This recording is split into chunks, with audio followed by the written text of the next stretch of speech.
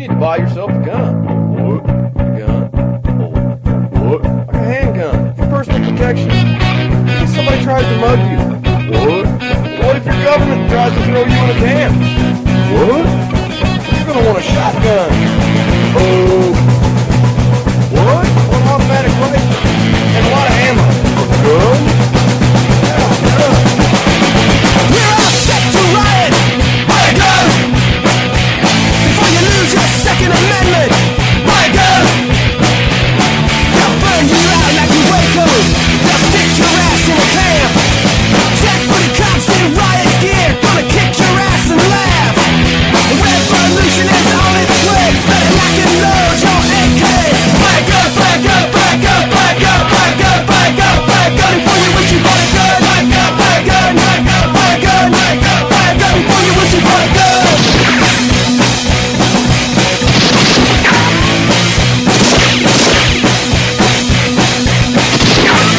We're all set to riot. Buy a gun before you lose your Second Amendment. Buy a gun. They gave your money to the banksters. They stole your pension funds. It's time that we took to the streets. It's time we had our turn. A revolution is on its way, and the founding fathers would say, buy a gun, buy a gun, buy a gun, buy a gun, buy a gun, buy a gun, buy a gun before you wish you bought a gun. Buy a gun, buy a gun, buy a gun, buy a gun, buy a gun, buy a gun before you wish you bought a gun.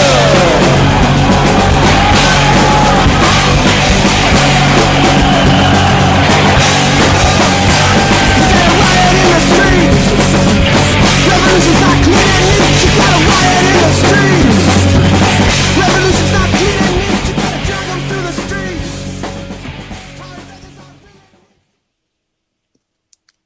It is primer time. It is Tuesday.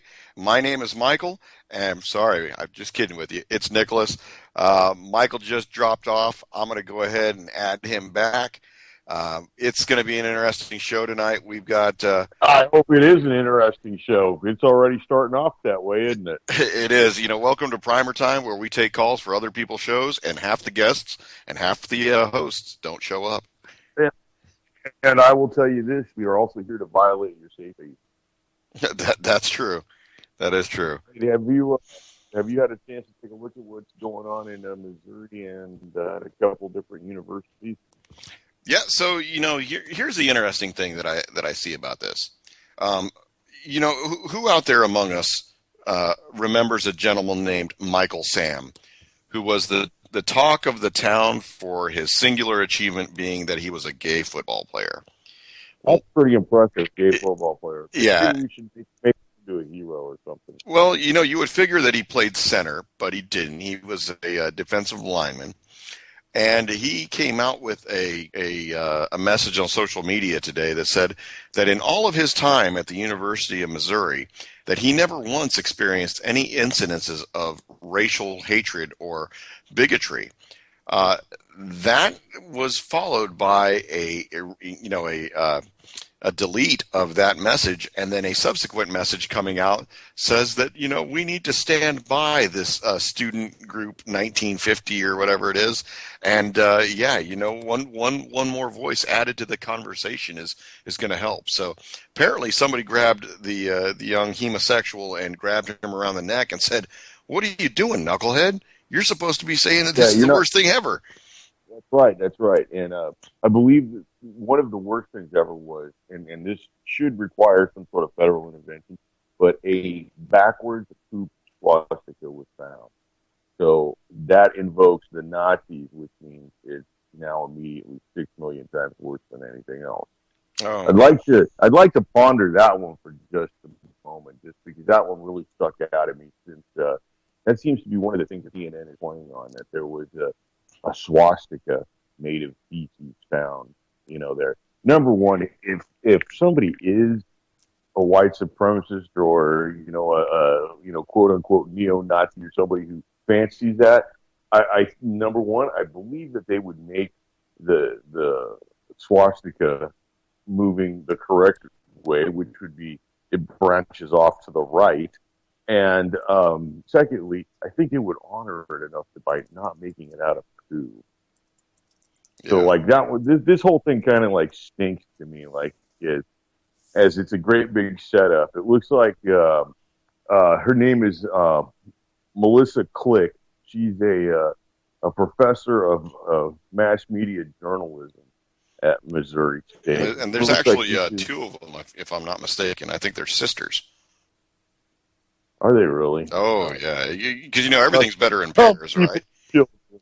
Some people's children. I'm telling you. Yeah, Right. no, this it's like it's a manufactured incident. I think the school's administration handled this completely incorrectly.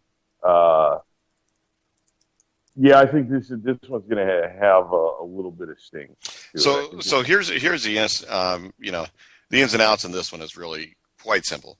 Anybody that's been to a academic institution in the last 40 years will see that it is predominantly staffed and administrated by folks who find themselves on a certain end of the spectrum. Uh, Academia has been the dominion of progressives and socialists for a large number of years. it's cultural Marxism, and it's cultural Marxism with the Bolshevik aspect to it right now. Now that the revolution is underway and people are speaking out and taking control of the campus, yeah, this is the Bolshevik wet dream. Well, and this is the thing. So these people have been in charge for forever, and all of a sudden you have this professor and her sister who are out there, in basically inciting riots and inciting civil disobedience.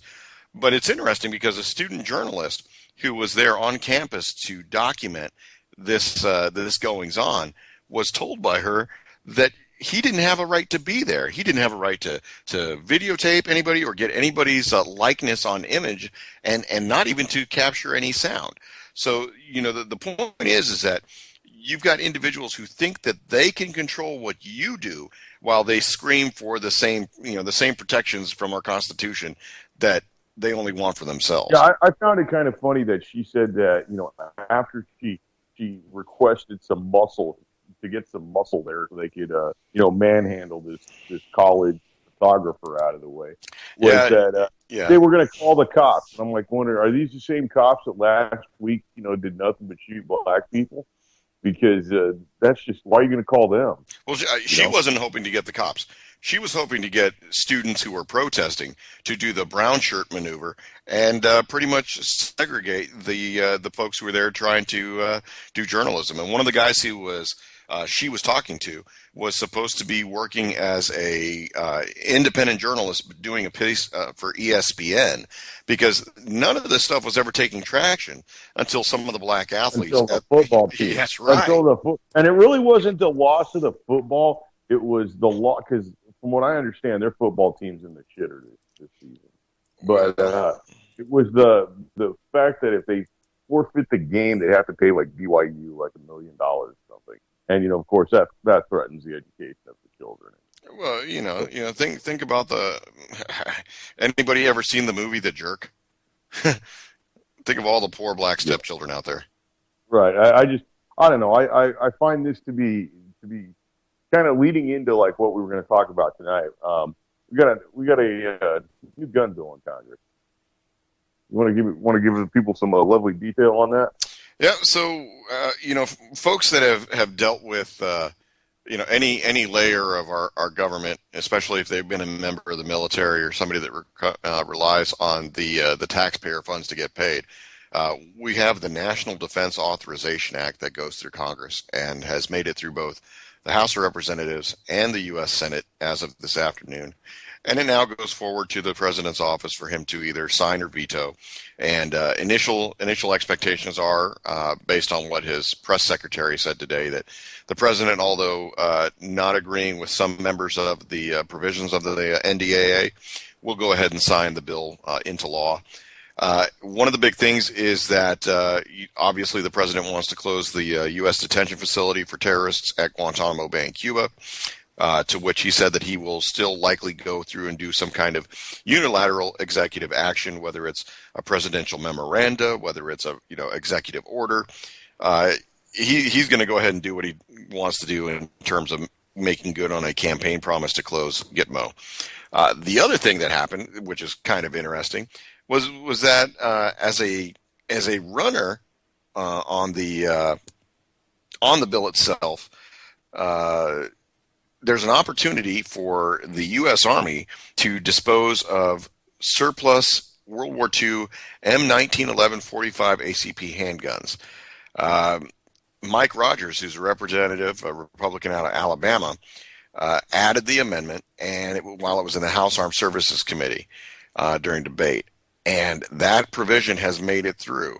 So I'm actually kind of looking forward to seeing the CMP go ahead and get some opportunity to sell some stuff, because most of the time you try and go to the CMP to get the M1 Garands, and they have very limited opportunities.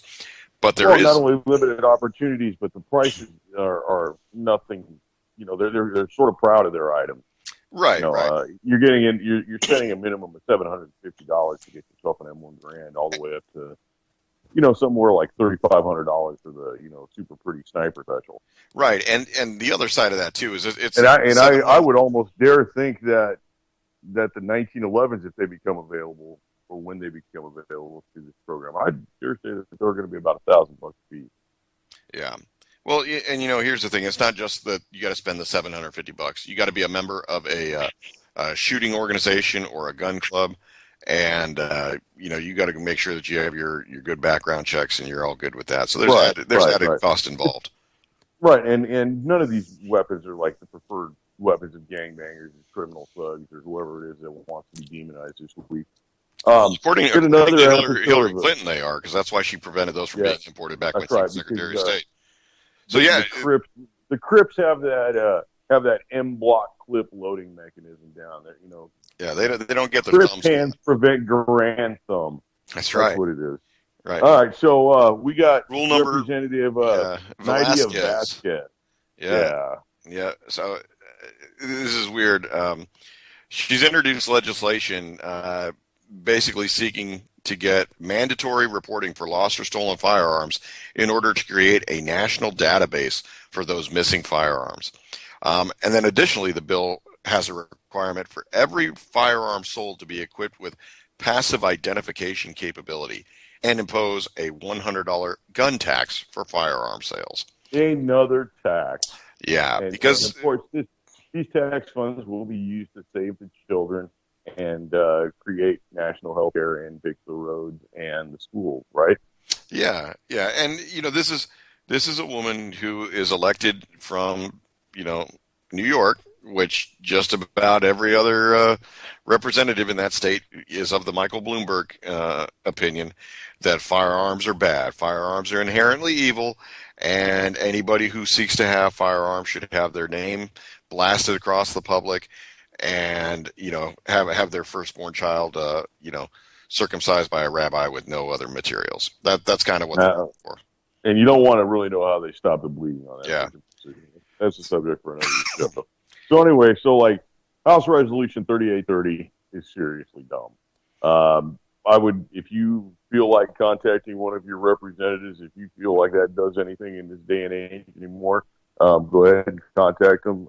Tell them no, but I don't think it really has any. You got any kind of voice in this matter anymore? Well, it's not even that anyone has. We've seen that the gun control is kind of in the gun control position in the last, say 3 or 4 elections has almost been a death knell for certain Democrats. And your state was recently in these last week's elections. Didn't you? You had the people who were pushing gun control basically overturned. Bloomberg put something like $2 billion into your race or something like that. Last estimate was Bloomberg spent $7 million in the state of Virginia to get some pro-gun control candidates elected to the Virginia House of Delegates as well as the Virginia Senate. So this is a state race, it's not even on a national level. Every single one of those candidates was defeated. So, all right. So, you know, the way you look at it. Are you seeing that maybe that the common man is looking at gun control is not really the answer, and really the ones that are screaming about it are the the vocal minority, the new Bolsheviks that are coming out, the the easily misled sheep that are, consumers of the zionist the media, useful basically. idiots. The useful idiots. Thank you, comrade. And speaking Yes. of comrades, today is Mikhail Kalashnikov's birthday, so we'd like to give him a shout out, and we'd also like to squelch the rumors that Kalashnikov, concern of Russia, is going to unearth him and put him back to work. Yeah, well, we say a big nazdrovya to our comrade, and the thing that gets me here is that you have every single one of these legislators who's just putting up the most unlikely to have a chance of passing resolution, and it's like this is the sole thing that they are focused on. They're nothing but feel good resolutions. They're meant to do nothing but draw attention, and they have no effect. Well, not only do they have no effect, but they have the slightest snowball's chance of hell of ever passing anything in a Republican-controlled House. I mean, put it this way: both houses of Congress are dysfunctional, to say the best.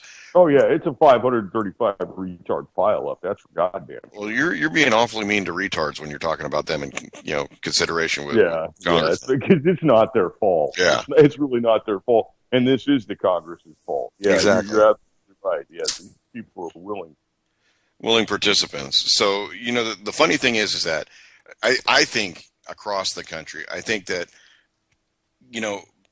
it's the same thing with the global warming that became climate change when it was, oh, by the way, the numbers were fudged, and oh yeah, the climate across the planet isn't warming, but it is cooling. It's a new religion. Every time. Well, it doesn't really even have anything to do with the actual science. No. The science is absolute. First off, the science is absolute bunk. The second part of that is that the science is what is being used, if you can call it that, is just selective data that's being pulled in order to support the conclusions that they already have. The experts. The experts are the new priests of this. Exactly, and like I said, this is the same thing. You have a denomination of the new religion, which I firmly believe comes from socialism. Because what does socialism do? Socialism removes. Socialism removes the deity from the individual's lives and puts the state where that deity used to be. And once the state tells you what to live, eat, breathe, drink, work, or do, that's where you get your guidance from. And that's what these people, like the good representative from the state of New York, that's what they want. And they want you to sit there and say, hey, I'm too stupid to be able to take care of myself, and I need to have good common sense gun control to keep me safe. Well, and not only keep you safe, but it's to keep the children safe and keep the elderly safe. And really, in the end, like we discussed this last week, they're not necessarily against guns. They're just against you having a firearm. Yeah. And speaking of you having a firearm, in my area, in the stores right now, is the new Beretta M9A3. Oh yes, this is the stores. This is the gun that $785. $785 at the big box store, and I believe that's just due to its novelty and it's new. All the pretty is on it. It's a little bit different. Like you said, it's the gun that the Army wouldn't buy. Yeah. And honestly, I've got respect for Beretta products. They're not my absolute favorite. They are very functional, and I think that they've got a place. And honestly, I think their place is in the United States military. Just for one of the big reasons is there's a 30-year infrastructure already built in, and we're broke, folks, and this ain't the time to be pissing away $200 million on a brand new pistol when you've got one that works, and 99.9% of the time it's in a holster. Well, the other thing is that the government's going to spend money no matter what it's going to do. That's the sole purpose of government at this point, is to spend money that we don't have. And until people start waking up and they realize that their greenbacks have been replaced with Chinese yuan, everything is hunky dory, business as usual. We in the United States, we have been flirting with the idea of raising the interest rate 0.25%, and you see what turmoil that does every time. Well, it's because you have to look at what the current interest rate is, like what the current prime lending, or not the current prime lending rate, but the LIBOR rate is, which is the London Interbank official rate or something like that. Overnight rate is what it is, and I believe that's somewhere like 0.0025%. So like that's basically what the government's loaning money to the bank. Yeah. Well, I mean, put it this way. They're talking about going into negative interest rates because they just can't print enough money. Yeah, well, I mean, like we kind of some people and I discussed this earlier. There used to be the day when you went and opened up a bank account, and you got a toaster. Now you open up a bank account, and you get toasted. Yeah.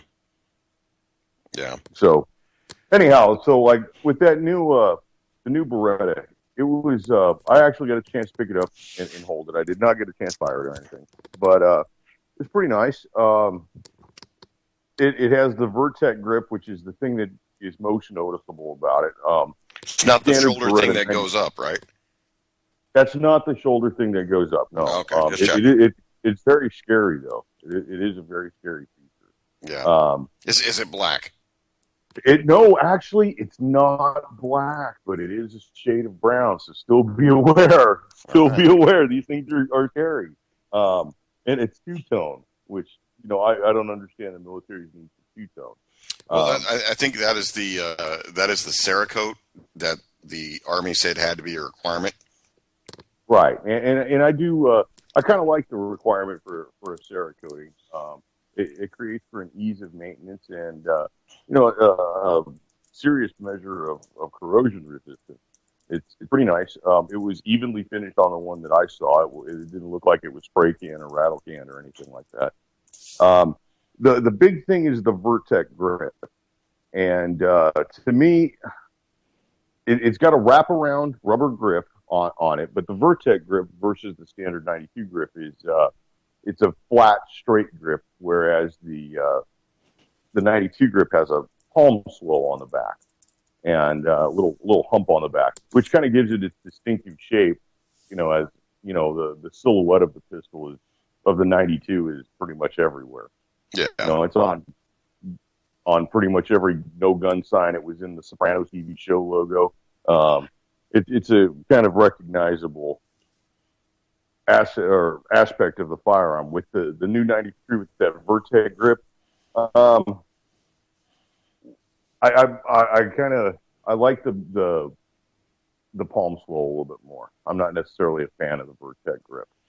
And for me, it's not a big consideration for me in terms of the grip. I think that when the services are going through and they're doing their acquisition phase and they're doing their product testing, the problem is that we've got such a wide variety of people that are going to be operating that pistol that grip has to be a major consideration. And I think that's part of the reason why you see that Vertec grip. They're going to want to be able to adjust it to the maximum number of hand sizes that we have in the services. Let me ask you something, just from your experience in the military. Would you say that people with smaller hands tend to have a sidearm more often than they have a rifle? Does that come into play? Actually, I think that doesn't have any bearing on it. Strictly speaking, the only folks that are going to have a pistol issued to them are people who are usually officers or members who are like on a tank. The big thing is that you have to be in a billet that has that assigned from the company commander through his arms room. You're going to have something called a MAL, which stands for a Master Arms List, and that is a roster of every single firearm that is present within that company's arms room. And you only have so many pistols in a company. And a company roughly has anywhere between 80 to 100 soldiers. Sometimes 110, sometimes 90, but generally between 80 and 110 soldiers is what's available. And you may have 10 pistols in that company. You may have 15. If it's a headquarters company, you're going to have more than if it was what we call a line company. And that's just the way it is. But it doesn't have. And by line company, you mean guys that go out in the field and actually kick indoors? Well, yeah, and even then nowadays that those lines are kind of blurry. What I mean by line company, anybody that doesn't know, for example, the Army has a headquarters company, which is like your leadership, your company commander, or your battalion commander, your brigade commander. And then it's got the staff elements that are usually assigned. So your supply guys, your admin guys, your intel guys, your operations guys, mechanics, folks like that. Then you have what you're called your line companies, and those are your numerically or alphabetically numbered companies. You have Alpha, Bravo, Charlie, Delta. Those are your line companies because those are the ones that are out there with actual door kicking missions, like you said. Okay. So you're going to see mostly the M4 and its variants being used.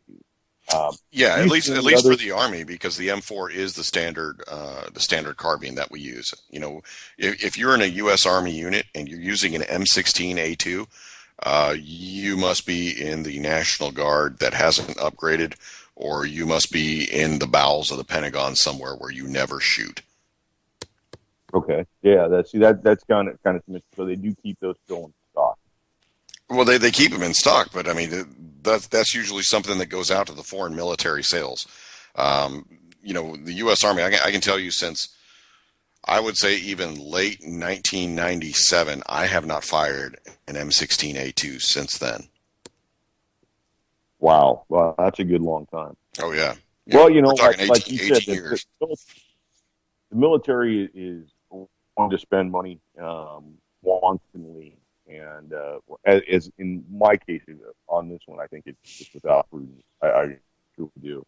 And I mean, I'm all for innovations in handguns and better protection, but honestly, I don't see a win on this one. I just see more money being spent on. Well, yeah, and here's the thing. The Army's you got a precedence. I was going to say you've got a precedence that's already been set when it comes to doing these competitions to determine what's going to be the next service pistol or the next service rifle. Whenever the Department of Defense talks, usually the service branches listen. And, you know, if the service branches say, you know, hey, we want to get this, but the Department of Defense says, well, you know, that's not in the budget. The service branches will usually come around, with the exception of the Air Force. The Air Force just keeps going and saying, hey, let's just keep building these F-35 fighter jets that nobody wants and nobody thinks works because we already used all the money building runways. So well, and the military isn't the only area where we see like this gigantic cost overrun and money to be spent just for the sake of spending money. We've got the FBI, who's currently in the process of spending $80 million to make a step that many people view as a retrograde motion. They're moving back to the 9mm, and they are moving to a brand new pistol, the SIG 320. And this is causing a little bit of concern, but honestly, I think it's a smart move on the FBI's part. Well, you know, like I said, I am no fan of the 9mm. I know that it has its limitations, and I know that it has its. Well, it has its limitations, and it really has its limitations based on the bullet design and the bullet construction used. And I think that's really we've discussed this before, and we both kind of agreed that if the military had a 9mm that had a serious self-defense round in it, that it would be much more usable and user-friendly and would have better positive reviews by soldiers. But the FBI doesn't have any of the concerns that the military has. And, you know, the FBI has more of a history with experimentation with pistols, especially after there was a FBI, they call it the 1985 Miami shootout. And in 1985 in Miami, there was a shootout between two bank robbers, and I think it was 7 or 8 FBI agents. And I think 3 FBI agents died, the 2 bank robbers died, and there were 6 wounded or something. It was a great big mess, and really prompted the FBI to look at differing handgun loads, and feeling that what they had were ineffective as they were not one-stop shots. And FBI moved to a 40 caliber, and that was really the birth of the 40 caliber Smith & Wesson cartridge in the United States. And the 40 caliber Smith & Wesson comes off the 10 millimeter parent case, and it's a shortened 10 millimeter, and which kind of leads to the name of 40 Smith & Wesson, which is often abbreviated as 40 S&W, also gets translated as a 40 short and wimpy. Yeah. But it's really that became one of those classic debates of is size better, or is speed better, or is the amount of ammunition better? And 40 seemed to almost cover all those. That was the circle in the middle of that Venn diagram. It really kind of covered all the angles. It had a bigger bullet. Those bullets on average weighed about 165 grains. It had a pretty similar magazine capacities. I think they were only reduced by 1 or 2 rounds versus a 9 millimeter. And it was a caliber that started with 4, so that meant that. Well, they found that the 40 really wasn't the answer to what they were looking for. They found that in polymer handguns that it had significant recoil, and much like the Army's got to make the handgun fit not only the biggest, most robust member, but the smallest, most peat member. The FBI is kind of looking at something to the same effect, and they found that smaller people had a little more difficulty being accurate and being able to control the 40 caliber. And then you've got issues of like the Glock 40 caliber kaboom, which is the case rupturing because of a non-fully supported chamber, which is just the design of the Glock. And they've moved away from it. They've moved back to the 9 millimeter. Today's innovations in bullet technology have really made the 9 millimeter the choice. Again, we've seen the speed of the bullet is really what's the most effective in giving you the penetration. And it looks like they're going back to that SIG 320, and they're using 147 grain hollow point, or that's what it's going to be required. So it makes me wonder what they're going to do with so many Glock 23s and 22s. I have a theory on that. All right, tell me. And that is going to be police buybacks and buying them from retailers. That's right. And makes me wonder if there's going to be an aftermarket springing up, maybe a more robust aftermarket than there is now for 9 millimeter conversion kits for the 40 caliber. Because honestly, if once the FBI leaves that caliber, many police agencies will leave that caliber, and then it will be kind of almost an orphan cartridge where its only support is really going to be from the consumer, and that pretty quickly dries up. So I wonder if this is just an opportunity for somebody to maybe make a couple bucks with a really good quality 9 millimeter conversion kit. Well, like I said, I'm not going to opine on that. I think that if whatever it is that the FBI decides to go with, and they decide to make it stick, I could really see them making a change in the firearm. I don't really see them making a change in the caliber. I just don't. Well, they are. That's really what it is. It's they're going. And the reason I say that is because what happened to those funding requests from a year and a half ago on Fed Biz Ops from Department of Justice and the Security. Billion, what was it? Yeah. 600 million rounds of 40 caliber that the government bought. We had this discussion back then. Maybe they just bought it to take it off the market, just like they bought. Why did the government buy a fuck ton of 410 shotguns? So, what government agency used 410 shotguns? Why would why are they using 7.62 by 39? Right. Well, we kind of got a feeling of why they did that. That probably went somewhere. But maybe even if that didn't go off, out of the country, like the Syria or the ISIS or whatever, that maybe they were just buying it to take it up off the market. That theory was posed, and I think that there's quite a bit of merit to it. The way I look at it is that it's highly unlikely that any branch of government is going to move from 9mm into doing like the old police standbys of the 38s. I don't see that happen. I don't see them going to 45s. I really think that for law enforcement, they kind of live in between the 9mm and the 40 caliber. I want to say I could see them move to the 10mm, but I don't move into the 10mm. 10mm is in almost every platform that it's available right now, which would be the Glock. As I take that back. Any affordable platform, readily available platform, which is the Glock, is considered to have significant recoil. Yeah. Well, and that's the thing, you got to take a look and see what it is. There are some law enforcement agencies that are predisposed to buying that because they can get them at bulk pricing. And that's probably where they want to save the money. I could almost see them even reverting back to Glock 19s or something. But according to that story, it's the SIG 320 and the 9mm by the middle of 2016.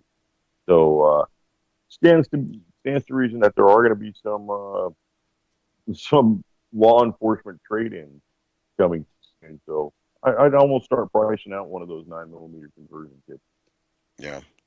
Well, hey, I want to kind of get us on a transition, Sure. if I could. Here we are in the we're the middle to almost directly in the center of the month for November, and what that means for a lot of people is general firearms season. That's right. Looks like 7.5 million snipers with baby-killing sniper weapons took to the field this in the last week and possibly into the next week. That's the beginning of hunting season. I've had several friends that have went out for deer. You've got buddies that went out for deer recently, right? Yep, sure do. Like I said, we had on the 31st of October, we had muzzleloader start off, and in the state of Virginia, the muzzleloader restrictions are nothing less than a 45 caliber projectile, whether that's black powder, whether that's smokeless. Certain folks kind of have the idea that this is, a type of firearm that's from back in the days. Where you got your powder horn, you got your ramrod, and you got your ball, and or it's something modern that's like the Pyrodex pellet, which really kind of simplifies that. You just place 3 pellets in and pull a charging handle back, place your 209 primer in, and you're good to go. Yeah, you got your hammer. I think they call those inline, muzzle loaders. And like I said, it's all dependent upon the level of nostalgia that you want to employ. That's one way to look at it. But like I said, we have that general firearm season coming up, and that's basically your opportunity to go out there and get a piece of American wildlife and put it on your table for your family. I talked with a colleague of mine at work. We were talking about what types of ammo are going to be good and at what distances. And realistically, in any of the modern calibers, I would say from 25-06 all the way up through your 300 Win Mag, you're going to have an opportunity to put some venison on the ground. What a lot of people do, they kind of get wrapped around the axle on is, what caliber is the best, or what is the best rifle, and I think we talk about it, but that question really has so many components to it that it's just not such an easily asked question. Well, I think it's the wrong question. I think everybody kind of has this idea that there's a cookie cutter answer for everything. And there really isn't, because you can ask anybody who's grown up in the plains, and you can say, hey, what's the best caliber for deer? And they're gonna just ask you, well, how far are we shooting? Because if that's the case, you're looking at 270, you're looking at 300 Win Mag, you're looking at 243, something that shoots a long way. Yeah. You're talking to somebody in South Texas brush country. You're maybe going to want to be shooting a 30-30. 30-30 has taken. Yeah, more deer Yeah, in the wait. United States over time than anything else. And 30-30, you get yourself a 150 grain, we'll say Super X PowerPoint that is on sale at least today. I know for that much. The local big box store called Gander Mountain had a box of 20 on sale for $12.99. So that worked out to about 65 cents a round. And did a quick precursory check of some online ammo retailers for Winchester White Box. That was a screaming deal. Hey, did I get you back? Yeah, I'm here. You there? Yeah. I heard that you went shopping. Well, I happened to hit the big box store the other day, like I mentioned, with the Beretta M9A3, and there was quite a bit of ammo on the shelf, quite a bit. I would almost say pre-rush amounts. Now, the store I went to, the 22 was not available for the public to load up a cart, but there was quite a bit of it behind the counter still with the restriction of free boxes. Yeah. Well, like I said, I didn't go out and make any purchases. Yeah, I'm pretty much set. I will be down to 3 calibers that I'm going to use during this general firearm season. And my decision is pretty straightforward. For nostalgia, I will shoot a 8mm Mauser. For distance, I will shoot a 308 Winchester. And if I know that there's some large bodied deer in the area, I will probably go to the 30-06. One of the things that you can do is you can How does your 300 blackout fit into that team? Well, see, the 300 blackout it's capable of taking deer. It is a 7.62 diameter bullet. However, the case length limits the amount of powder that you can have. Usually, the recipes call for about 14 grains of powder, and that's probably about a little bit to half to a little more than half as less ammunition as in a standard 308 Winchester round. The diameter of the bullet is fine for deer. You can equate deer to having the same body mass as a adult male. Adult male human.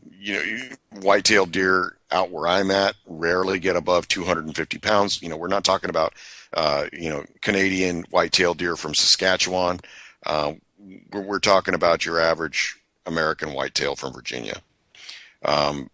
I wouldn't necessarily use my 30 or my 300 blackout on those. I'm considering using that more of a rifle that I would use on pigs or coyotes or something like that. A little bit different design of that bullet. The bullet drop on that is actually very similar to a 30-30. We talked about the 30-30 a second ago. The 30-30, the 300 blackout, and the 8mm Mauser all have significant bullet drop at 300 yard distance when sighted in at 100 yards. The 270. That's just got to be due to the bullet mass. The mass of the bullet. That weight is going to be a factor at distance. Things that are flatter shooting, that are faster rounds, you have your 270. Those are going to be able to reach out and touch someone. But like I said, it all depends on what your specific situation is, what you're going for, and then you even have to consider some of the bullet capabilities too. Because if you're just doing meat hunting, and if you're not trying to preserve a trophy head or a set of antlers, you may decide that you want to use ballistic tip hunting ammo to be able to clip the back of the brain and basically have a small grenade going off as soon as that projectile enters the skin.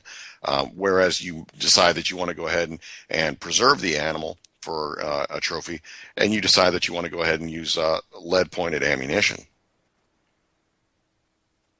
And then in certain calibers, there's really kind of a limit in what's available. And we'll take the 30-30 for an example on this.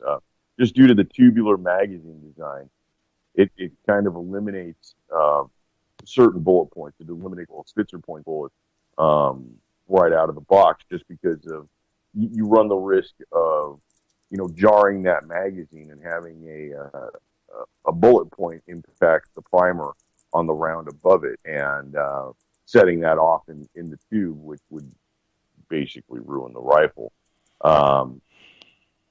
So there's really, those bullets tend to be a flat point, and really for any kind of ballistic tip with that, you're limited to the Hornady Lever Revolution ammo, which is spendy. It's $1.50 a round.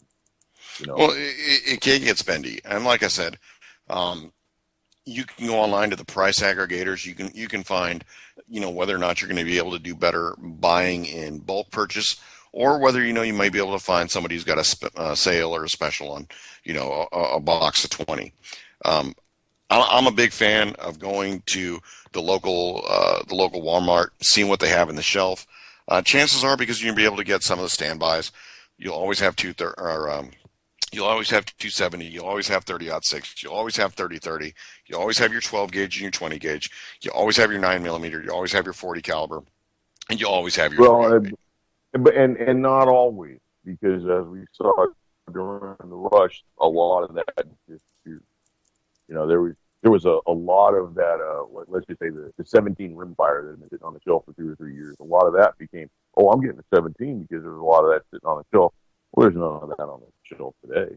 No, and that's that's an interesting topic, because I have a coworker who has sworn up and down that he wants to buy a 17 HMR. He's got a problem deer that has decided to destroy his wife's rose bushes.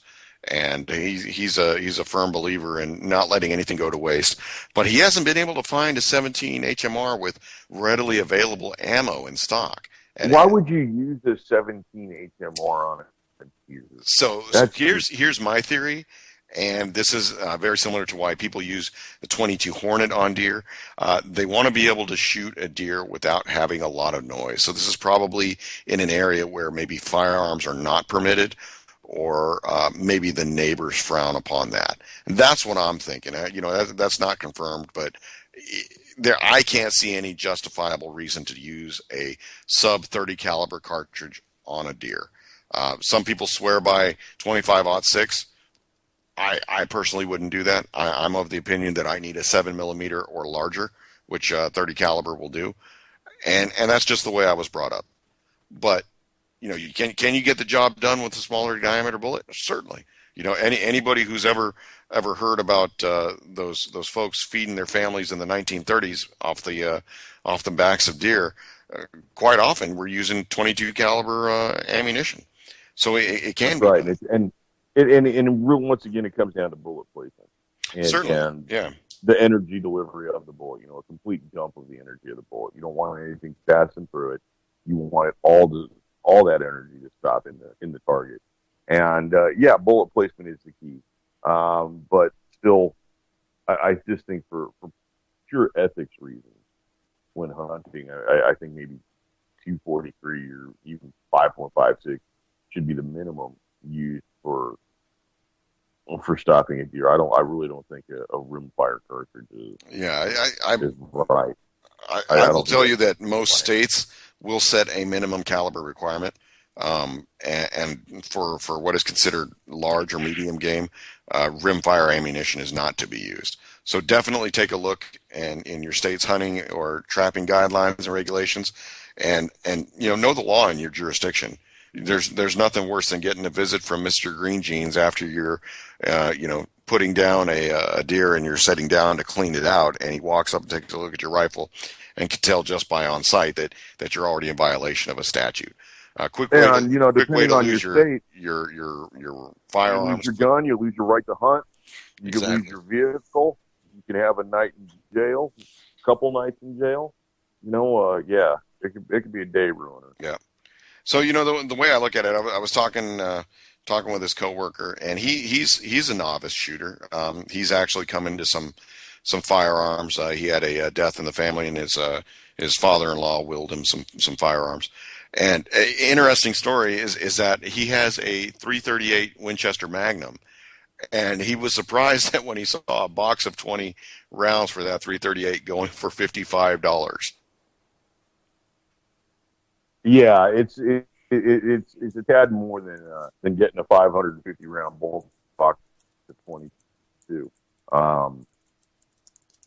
That's really something that people who don't shoot as often as we do, kind of they seem to have a tendency to gloss over the cost of the ammunition. And the forces that are working actively against this are fully aware of the cost of the ammunition, and they realize that restricting the ammunition is going to be one of the best ways to put the clamp and sort of the break. Yeah, Michael, it sounds like you're dropping off there for a second. We're going to give you a chance to get back online. Right. Yeah, we got some delay in the Skype chat. One of the things that we're getting down to the point where our legislators are actually going for European style availability of firearms, availability of ammunition. It's now getting. And Hillary Clinton openly says she wants the Australian. Yeah. Not only Hillary Clinton, but also Barack Obama. And, there's some people out there with not a lot of information that are saying, Australian gun control didn't mean confiscation. Well, that part is not true. Australian gun control did mean confiscation, and it did mean destruction of those firearms. Anybody who owned a firearm in Australia was required to turn them in, and those firearms, they received nothing for them, and they were destroyed. They were destroyed en masse.